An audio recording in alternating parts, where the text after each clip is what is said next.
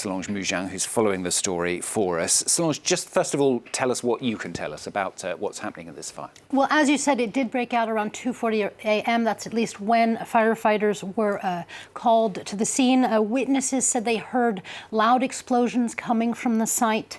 Now, a perimeter has been placed around the factory, some 500 meters around the factory where the fire is blazing. And the prefecture says they don't know actually how many people are within that perimeter at the moment. But again, they think no one has been killed. There are the residents of 12 towns, including the city of Rouen, have been told to stay at home. All schools in the area are closed to ensure that children don't go out because of the smoke, because of the danger of the smoke. At 7:30 in the morning, there was an warning alarms went off to warn residents to stay inside. Some witnesses say that they saw people about, obviously people who didn't know what those warning sirens meant.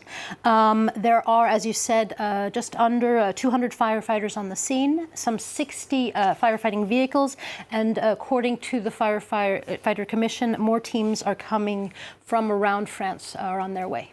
Now, exactly what is this factory? I mean, do we know how dangerous it is? Well, the company that makes it, Lubrizol, is a company that was founded in 1954 to make additives for paint, and they currently make additives for oils.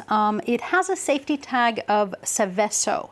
Now, this is a very high-risk warning label for the factory. There are only 656 in France that have that warning label, so it just shows us how dangerous the products inside are. In fact, there was actually another fire at another Lubrizol France factory earlier this month. It was quickly contained. The government, in regard to the dangers, say that they have no elements at the moment to know how risky it is, but that it's normal for people seeing all that black smoke to be alarmed. Of course, this does raise some skepticism of people because people, as you may remember, are thinking of Notre Dame and the news that came out after the fact that there was lead in the air and then that had fallen to the ground. So people are quite worried about what's in that smoke. Yeah, inevitably, I suppose, looking at those pictures and images that we've been seeing. Solange, thanks very much. Of course, we'll continue to follow that story for you here on France 24, particularly as we get new information coming in, but continuing to follow that story of that huge fire there in Rouen.